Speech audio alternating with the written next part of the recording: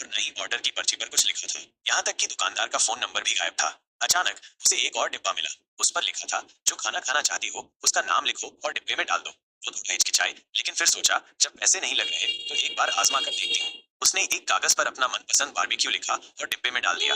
अगले ही पल एक चमकदार सफेद रोशनी फैली और डिब्बा सच में गरम गरम बारबेक्यू से भर गया। जैसे ही उसने पहला निवाला लिया, उसे यकीन हो गया कि ये कोई सपना नहीं है।